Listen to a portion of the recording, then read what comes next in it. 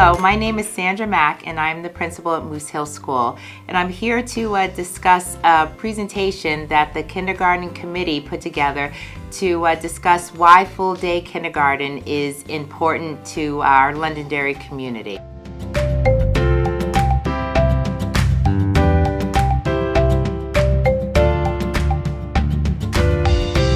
We've actually been talking about this for about 5 years. We take a very long and meandering path.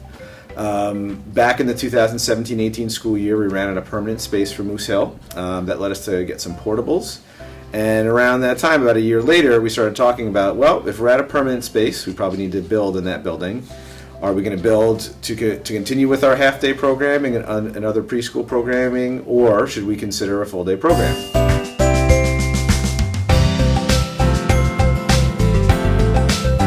My name is Amanda Longo, and I'm a community member here in Londonderry, and I have 3 little girls in the Londonderry School District. I have a 3rd grader and 2 incoming kindergartners. I joined the committee because I feel it's important for our community to be able to offer this to all future students. So I reached out to many of the school districts within our immediate area. In my research, I had found all the communities that are listed in this green box. Those are all the communities currently offering full-day kindergarten at no cost to the families. It's just a part of their K through 8 programming. So that's the majority of the state. And in our yellow box here, we have those communities that are still only offering half-day programs. And it's very evident that Londonderry is among the minority here. For the orange box, there are only 2 communities that are offering kindergarten with a full day option, but at a cost to the parents that are enrolling their students into that latter half of the day, that being Bedford and Timberlane. In my research and conversations with superintendents, I spoke to the Timberlane superintendent, in which they said that they do still offer this tuition-based program. However, they are working towards implementing full day at no cost to their community. We did a lot of research and we looked at the mom's page and some of the other things in town, but a lot of parents are asking about full day kindergarten and wondering when it's going to happen. So when we digested that as a committee, I think what we see is there's a need in terms of parents wanting full day kindergarten, but we also see an educational need for our students. And I think the best way to understand kindergarten's place right now in education in general is 10 years ago, the United States really changed its expectations for what kids need to learn. They put a lot more pressure for the K-2 world than was there before. And because there's more academic pressures in K-2, then that allowed for more academic pressures in grades 3 to 5 and beyond. So what we're trying to do is make sure we give our kids enough time to meet those demands that are meant for an international world. So that's how kindergarten's changed. What hasn't changed is usually your preschool years and your early primary grades are some of the most important grades for students. That's when their brain is very malleable, that's when their brain can learn a lot, and we want to make sure we capitalize on that time as a school system. Hi, I'm Donna Trainham. I'm a parent in the community of Londonderry. I also am an early childhood education specialist. This slide has a lot going on in it as it relates to child development, but the general takeaway is that the early years of life from birth to about age 10 is marked by rapid growth in brain development, more than any other period in a person's life. And more specifically, the first 5 to 6 years are critical periods of brain development for the foundational skills that children need to experience success in school and throughout their adulthood. It's the experiences that children have at home, in school, in early childhood programs, as well as in the community that builds their brain's architecture, if you will, for math, science, language, literacy, social emotional well-being, as well as vision and hearing. Because of this sensitive period in brain development, investing in high-quality learning experiences in the early years has been shown to be effective in helping young children to develop the skills they need to have a successful start to their learning. In kindergarten, there are many developmental milestones that we focus on at Moose Hill School. Some of those milestones are children learning how to follow directions in the classroom, Also includes their language development as well as their number sense and numeracy development. Some additional milestones we work on are being able to interact and work together with peers and make friends. We also look at their fine motor and gross motor skills. Lastly, just like to talk about some of the areas that just encompass all of the skills we focus on is just perseverance and resilience of our kindergarten students while here. And those are just some major milestones, along with one more is collaboration, learning how to work together with others, learning how to work together with their teachers, and learning how to work together with their friends and other peers in the classroom. Hi, my name is Tony DeFrancesco, and I'm a volunteer on the Londonderry Kindergarten Committee. It's clear to us and to all the educators that work in the kindergarten facility that there's not enough hours in the day to get through all of the state mandated requirements that should be covered during the kindergarten day. Right now, every day, our kindergartners only get 20 minutes for literacy, 20 minutes for math, 40 minutes for small group time, and some time for circle time and free play here and there. But it's a very rushed and squeezed program, and that's what we want to get better at. So what we try to do in 2 hours and 43 minutes is we try and squeeze in as much of kindergarten as we can. And what that looks like is children come in at arrival and transition into the classroom. Then there's time for free play where they do work on those collaboration skills, those self-regulation skills, those learning how to work with peers and making decisions.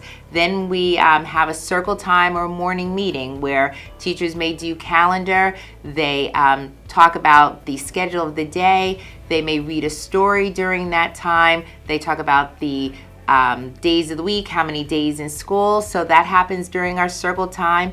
Also, there is a literacy time frame where the children are learning we're learning phonemic awareness. They're also listening to stories, developing their reading comprehension. Then, of course, we have snack time, which is another opportunity to be able to socialize and interact with students and learn some of those independent skills.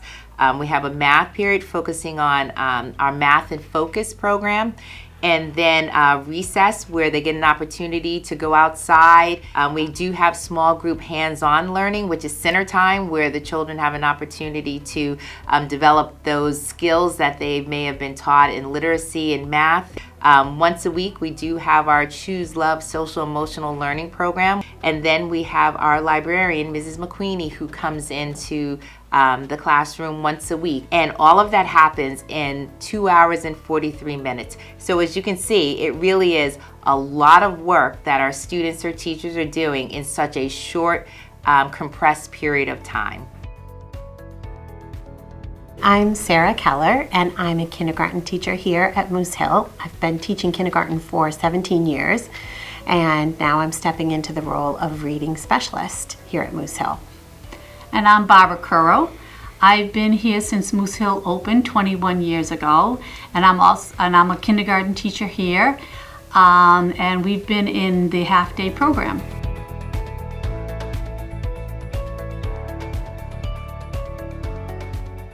With the expanded full day, it's like, to me, it's like, oh, this would be some kind of heaven, because you have so much more time for everything. It wouldn't be this like, hurry up, do your best work, but hurry up.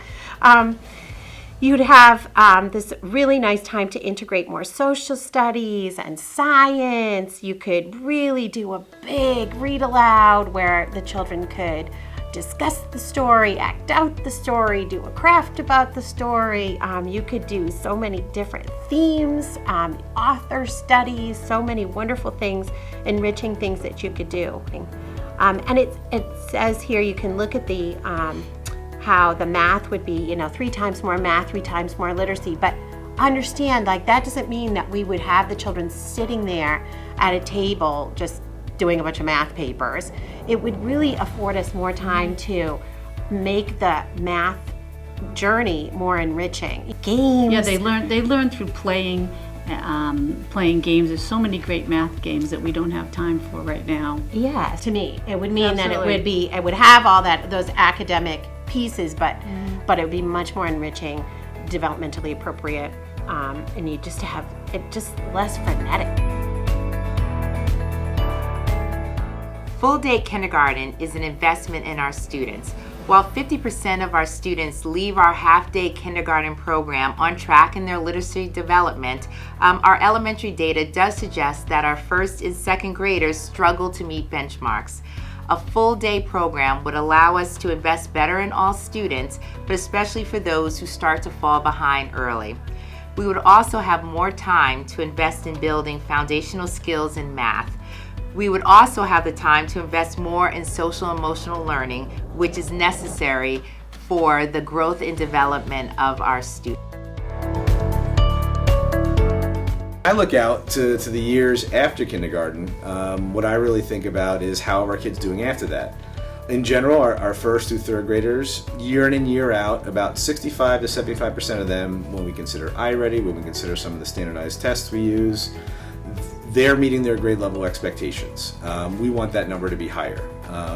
When we get to fourth and eighth grade, because a lot of the expectations have really ramped up over the last decade, that number becomes 55 to 65% tends to perform on grade level. That's a number we really want to move and really want to get better at. And what we're seeing is that's where we see full day kindergarten really helping us out. As a school system, year in, year out, we want 80 to 85% of our kids performing at grade level, no matter what grade they're in, no matter what course they're in. Nice to meet you. My name is Jeff Garside, fourth generation Londonderry resident, parent with two young kids who are going to be going through the school system here in Londonderry. So excited to talk to you a little bit more about Londonderry's municipal tax structure and how we compare statewide as well as within the town and compared to other large school districts in the state. First slide I want to talk to you about is comparing Londonderry as a whole to the state of New Hampshire. The takeaway here is that Londonderry as a town, when compared to the entire state and all the municipalities in the state, we are almost into the bottom third when it comes to the total tax rate. Going into the next slide, I want to take it a little bit further and say, okay, we're not really comparing apples to apples, we're comparing apples to oranges and other things. So this data, what you're seeing in front of you, is comparing Londonderry and our tax rates to other towns with large school districts. So this data is only comparing what you see to itself versus to the entire state. Our overall tax rate is almost into the bottom quarter of these other school districts and towns with large school districts. So again, it reinforces that the concept that our taxes comparatively in the state of New Hampshire are lower than we may have originally thought. And lastly, going into the final slide here, when it comes to taxes, I wanted to take a little bit of a historical look at Londonderry's tax rates. Again, I am a fourth generation Londonderry resident, bought my home here 7 years ago, and what was important to me was just to understand the trends that really took place over time. I went back as far as the Department of Revenue would let me go in terms of the data that was available on the website. What you're seeing here is that the darker red colors mean it's higher. As they turn into green, they're lower. And so what you're seeing here is, as of 2021, the tax rates across the town, both municipal, county, the state and local ed, and our overall total tax rate have declined to some of their lowest. The overall financial picture to make an investment in our schools is we're in a good place. All the investments we made 10, 15, 20, and 25 years ago, our payments are coming down. So over the next 11 years, we're going to decrease our bond payments by $1.6 million down to zero. So within that time, if the community does support it, we do have the room to make an investment in Moose Hill. So over the last 5 years, what we've seen from surrounding communities is parents do want full-day kindergarten. And what we've seen from younger families moving into town is they're wondering when we're going to do it next as well. So we're seeing that parents want it, and then on the education side, we are seeing a strong need for full-day kindergarten for our students. We're about to go over the reasons.